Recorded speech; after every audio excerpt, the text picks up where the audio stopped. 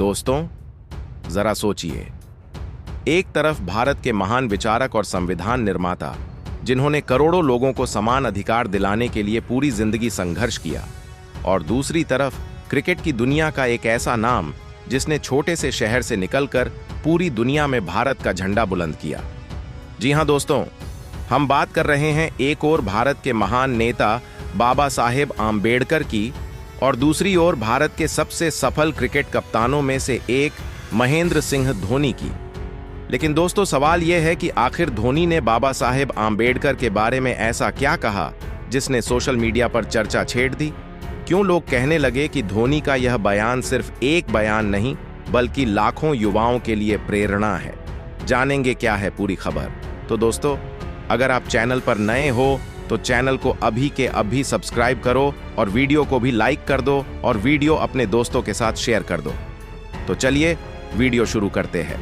दोस्तों, धोनी का जन्म झारखंड के छोटे से शहर रांची में हुआ। उस समय किसी ने नहीं सोचा था कि रेलवे में टिकट कलेक्टर की नौकरी करने वाला एक साधारण युवक आगे चलकर भारतीय क्रिकेट इतिहास का सबसे सफल कप्तान बनेगा। धोनी के पास शुरू में बड़े साधन नहीं थे। उनके पास महंगे क्रिकेट किट नहीं थे। कई बार उन्हें अभ्यास के लिए लंबी दूरी तय करनी पड़ती थी, लेकिन उनके अंदर एक चीज थी, खुद पर विश्वास और मेहनत करने की जिद। दोस्तों, यही वजह है कि धीरे धीरे धोनी ने अपने खेल से सबको चौंकाना शुरू कर दिया। उनके लंबे बाल, हेलीकॉप्टर शॉट और शांत दिमाग ने उन्हें बाकी खिलाड़ियों से अलग बना दिया। और फिर आया वह ऐतिहासिक पल जब धोनी ने भारत को आईसीसी क्रिकेट वर्ल्ड कप 2011 जिताया। लेकिन दोस्तों, धोनी की असली पहचान सिर्फ उनकी जीत नहीं है। उनकी असली पहचान है उनका विनम्र स्वभाव और समाज के प्रति सम्मान। एक इंटरव्यू में जब उनसे पूछा गया कि भारत के युवाओं को प्रेरणा किससे लेनी चाहिए, तो धोनी ने कहा कि भारत के इतिहास में कई ऐसे महान लोग हुए हैं जिन्होंने समाज को बदलने का काम किया। उसी दौरान धोनी ने बाबा साहेब आम्बेडकर का जिक्र करते हुए कहा, अगर आप भारत में समानता, शिक्षा और अधिकार की बात करते हैं तो डॉक्टर बाबा साहेब आम्बेडकर का नाम सबसे ऊपर आता है।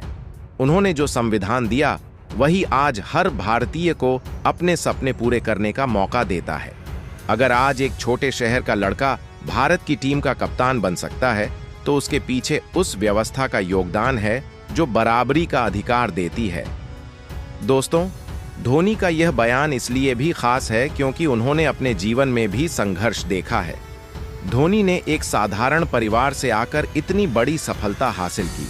उनके पिता एक साधारण कर्मचारी थे। परिवार में बहुत ज्यादा आर्थिक साधन नहीं थे, लेकिन धोनी ने कभी हालात को अपनी कमजोरी नहीं बनने दिया। वह अक्सर कहते हैं कि सपने बड़े होने चाहिए, चाहे आप किसी भी परिवार या शहर से आते हों। दोस्तों, यही बात बाबा साहेब आम्बेडकर की सोच से भी जुड़ी हुई है। बाबा साहेब हमेशा कहते थे कि शिक्षित बनो, संगठित रहो और संघर्ष करो। अगर हम गौर करें तो धोनी की जिंदगी भी इसी मंत्र का उदाहरण है। उन्होंने पहले खुद को तैयार किया, फिर टीम को संगठित किया और मैदान में संघर्ष करते हुए जीत हासिल की। यही कारण है कि कई लोग कहते हैं कि धोनी सिर्फ एक क्रिकेटर नहीं बल्कि युवाओं के लिए एक रोल मॉडल है। जब भारत में युवा धोनी की कहानी सुनते हैं तो उन्हें यह विश्वास मिलता है कि अगर एक साधारण परिवार का लड़का इतनी ऊंचाई तक पहुंच सकता है तो वे भी अपने सपने पूरे कर सकते हैं।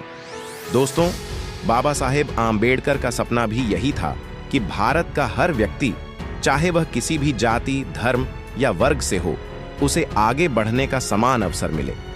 और शायद यही वजह है कि जब धोनी जैसे बड़े खिलाड़ी बाबा साहेब का नाम लेते हैं तो यह सिर्फ एक सम्मान नहीं बल्कि एक संदेश होता है कि मेहनत और समानता ही असली ताकत है। आज भारत में लाखों युवा धोनी को अपना आदर्श मानते हैं। वे उनकी बल्लेबाजी, कप्तानी और शांत स्वभाव से प्रेरणा लेते हैं।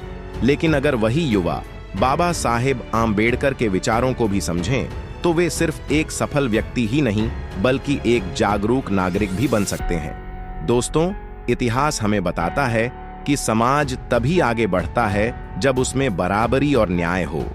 बाबा साहेब ने भारत को वह संविधान दिया जो हर व्यक्ति को अधिकार देता है, और उसी व्यवस्था के कारण आज भारत का हर युवा बड़े सपने देखने की हिम्मत करता है।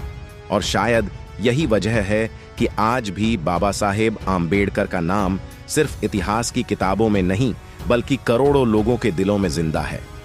दोस्तों, मैं आपको बता दूं, बाबा साहेब का जीवन केवल एक महान नेता की कहानी नहीं है, बल्कि यह उस इंसान की कहानी है जिसने अन्याय के अंधेरे में भी न्याय की रोशनी जलाए रखी। उन्होंने बचपन से ही भेदभाव और अपमान का सामना किया, लेकिन इन कठिन अनुभवों ने उन्हें कमजोर नहीं किया बल्कि उन्हें और अधिक दृढ़ बना दिया। उन्होंने यह समझ लिया कि यदि समाज को बदलना है तो सबसे पहले लोगों की सोच को बदलना होगा, और यह काम शिक्षा, जागरूकता और कानून के माध्यम से ही संभव है। बाबा साहेब ने अपने जीवन का सबसे बड़ा उद्देश्य यही बनाया कि भारत का हर नागरिक समान अधिकारों के साथ जीवन जी सके। उनका मानना था कि कोई भी समाज तब तक सच्चे अर्थों में विकसित नहीं हो सकता जब तक उसमें हर व्यक्ति को बराबरी का अवसर न मिले। उन्होंने बार बार इस बात पर जोर दिया कि जन्म के आधार पर किसी इंसान की कीमत तय करना मानवता के खिलाफ है। इसलिए उन्होंने उस मानसिकता का विरोध किया जो लोगों को जाति और ऊंच नीच के आधार पर बांटती थी। बाबा साहेब का संघर्ष किसी धर्म, संस्कृति या व्यक्ति के खिलाफ नहीं था, बल्कि उस सोच के खिलाफ था जो इंसान की गरिमा को कम करती थी। वे चाहते थे कि समाज में हर व्यक्ति को यह महसूस हो कि वह इस देश का समान और सम्मानित नागरिक है। जब भारत स्वतंत्र हुआ, तब नए राष्ट्र के सामने यह चुनौती थी कि एक ऐसा संविधान बनाया जाए जो हर नागरिक को न्याय और समान अवसर प्रदान कर सके। इस महत्वपूर्ण जिम्मेदारी को निभाने के लिए बाबा साहेब ने अथक परिश्रम किया। उन्होंने भारतीय संविधान के माध्यम से एक ऐसा ढांचा तैयार किया जिसमें हर नागरिक को मौलिक अधिकार प्राप्त हो। उन्होंने यह सुनिश्चित किया कि कानून के सामने सभी लोग बराबर हों और किसी के साथ भी भेदभाव न किया जाए। उनके लिए संविधान केवल एक कानूनी दस्तावेज नहीं था, बल्कि यह सामाजिक न्याय का आधार था। उन्होंने लोकतंत्र को केवल राजनीतिक व्यवस्था के रूप में नहीं देखा, बल्कि इसे एक ऐसी जीवन पद्धति माना जिसमें हर व्यक्ति दूसरे के अधिकारों का सम्मान करता है। बाबा साहेब ने स्वतंत्रता, समानता और बंधुता को समाज की प्रगति के लिए अत्यंत आवश्यक बताया।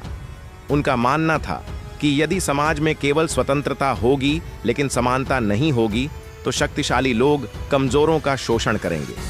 यदि समानता होगी लेकिन बंधुता नहीं होगी तो समाज में विश्वास और एकता नहीं बन पाएगी। इसलिए उन्होंने इन तीनों मूल्यों को एक साथ अपनाने की आवश्यकता पर जोर दिया।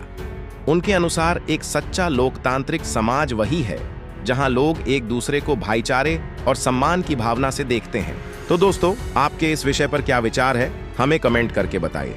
और अगर वीडियो पसंद आया हो तो वीडियो को लाइक करके चैनल को सब्सक्राइब जरूर करें और बेल आइकॉन प्रेस करें। मिलते हैं किसी और वीडियो में। जय भीम, जय भारत, धन्यवाद।